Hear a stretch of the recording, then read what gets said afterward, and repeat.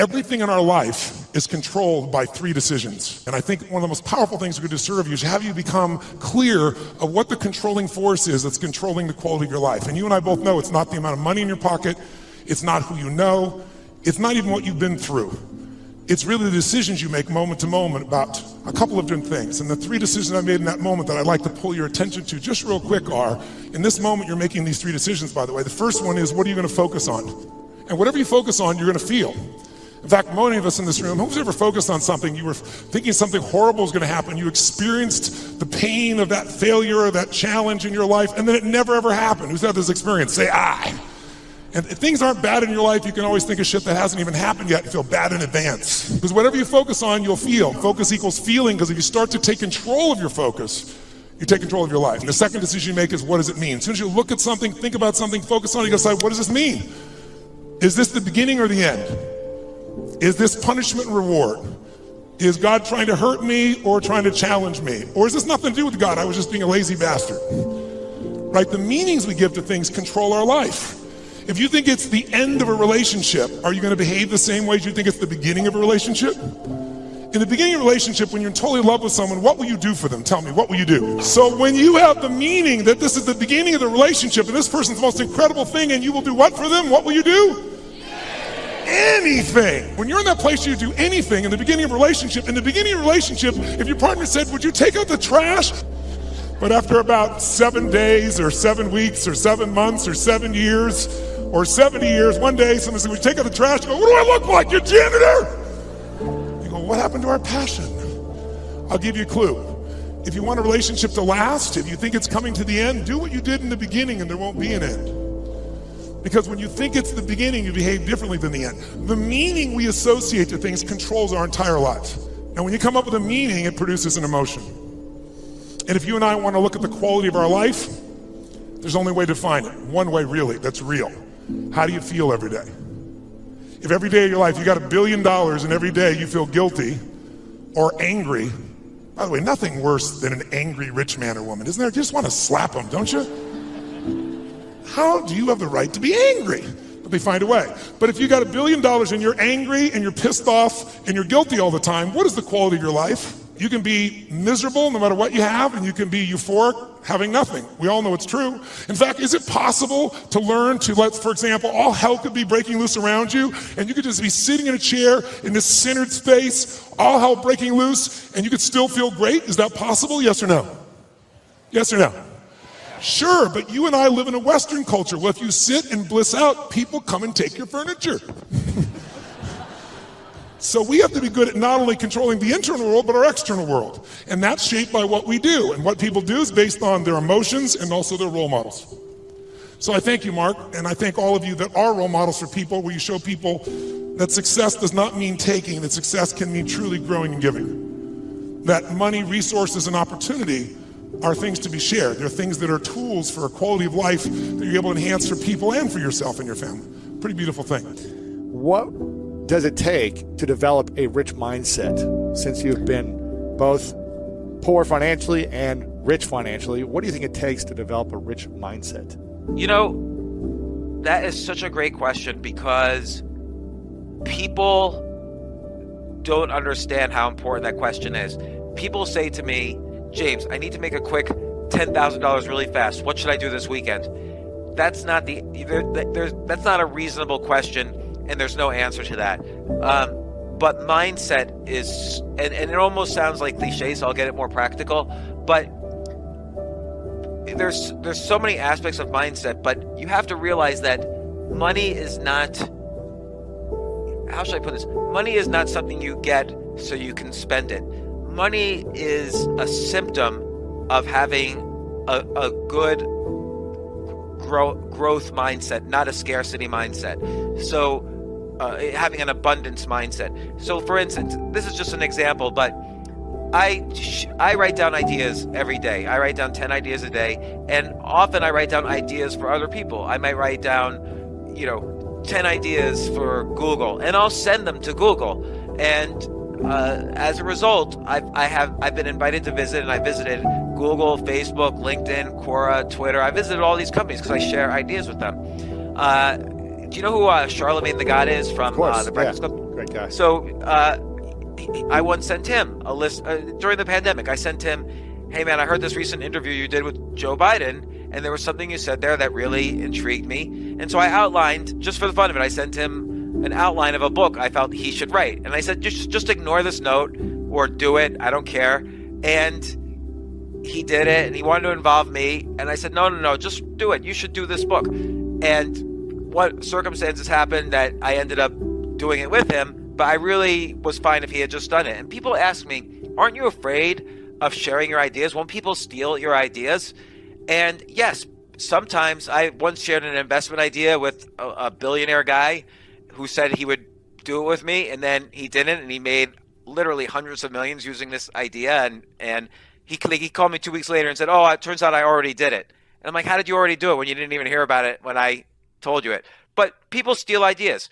But I have an abundance mindset. It's not like this is my only idea ever.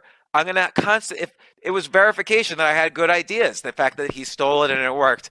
So you have to have an abundance mindset about everything. Like some people say, oh, don't have the Starbucks for $7 when you could get on the corner for $1. Now, admittedly, some people can't afford the $7, but that's, a different category. They shouldn't spend the $7. But in general, most working people can go out and buy a hardcover book, or can get economy premium when they fly instead of just economy. But they're worried about the extra $30, and they figure, oh no, if I saving is the same as making. And that's not true, because you can't, you can make more than 100% of your net worth, but you can only save 100% of your net worth. So it's very different from making money. And so money is just an energy of having good creative ideas, sharing your ideas widely, helping other people execute on their ideas, and then wealth and abundance come back naturally, as cliche as it sounds. Now, you have to have ideas, you have to have execution ideas, you have to have a strong network, but you get a strong network by having an abundance mindset. So if I'm always sharing ideas with people, hey, I just read your book, you should do this, this, and this to market the book, or this, and this to monetize the book in different ways, like do a course, or do some merchandise, or do this. So as long as you're always sharing, you're the person people call when they have an extra opportunity. I write about this in the book, actually. I call this the Google technique. So Google is an interesting website in that when I go to Google and I say, Google, can you tell me about what's the best motorcycle I should buy? The first thing Google says to me implicitly is, listen, James, we don't know anything about motorcycles, but we've done the homework, and here are the top 10 websites you should go to if you want to find out about motorcycles. And just being honest, these 3 websites paid us to say this. Right. And they measure success by how quickly people leave their website. But what website do you go back to when Google, what does this rash mean? Is it something I should worry about? Google's the place you go. Mm-hmm. So the Google technique, this has made Google, this one idea, this one concept has made Google $1.5 trillion value. As opposed to like, oh, we can't tell you about motorcycles unless you subscribe to us or whatever. So by sharing and sending people away from them, that's the best way to create value. So now you can do this technique individually. If someone says, hey, can you introduce me to someone who could be a co-founder of my company? Sure. Here's this person who's a good programmer. You don't need to pay me anything. Don't worry about it.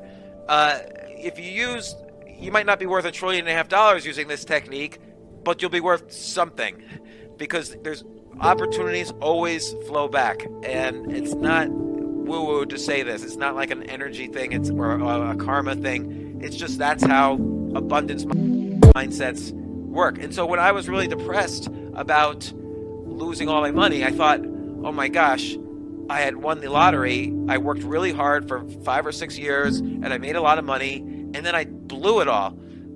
I had to realize that I didn't win the lottery, that I didn't just get lucky, that I needed to just start coming up with ideas again and exercising my idea muscle.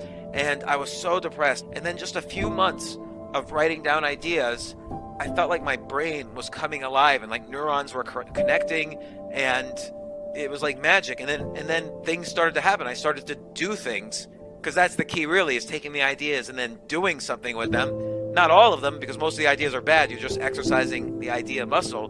But doing stuff, I just came to life again. For the first, it was like years of depression, and then it was like I was a new person just doing this. Stay strong, have faith, keep pushing through. I've said this before, and I'm living proof of it, is that on the other side of your struggle is something good. On your other side of your struggle is something better. On the other side of your struggle is some sort of success.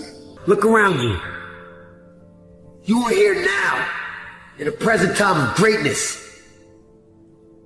I stand here, I look into your eyes, and I feel the spirit of a warrior. I feel the spirit of a gladiator. You have not come this far to come this far. You have not sacrificed the hours, days, weeks, months to taste defeat. You have the warrior spirit in your soul. You have the warrior mindset. And now they want to throw shade at you, but your shield deflected it. You tell them winning in progress over here. So please eliminate the negative vibe. It's time to remove them from your circle and find yourself a positive tribe. When you can realize that your worst days were truly your best days.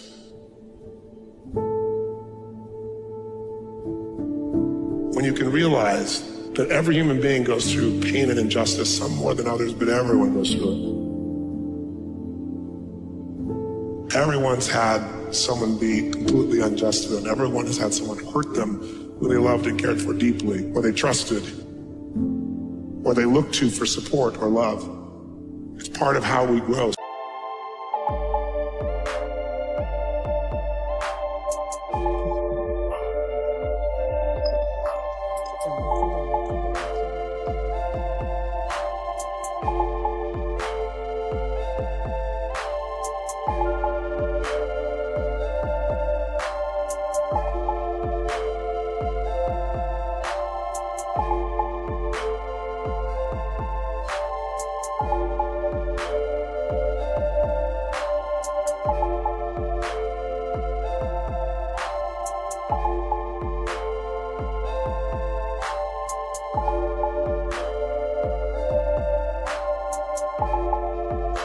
Spiritually.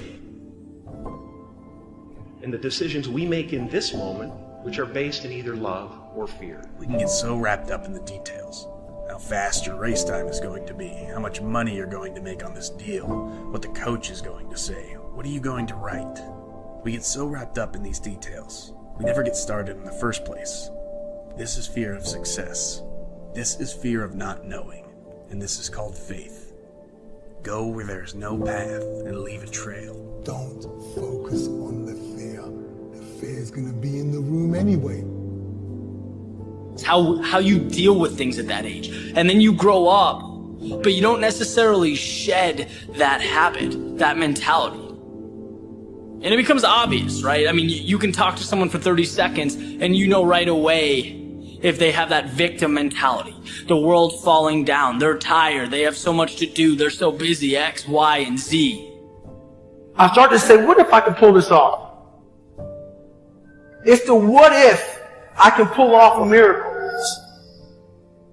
What if I can become someone that no one thinks I can be?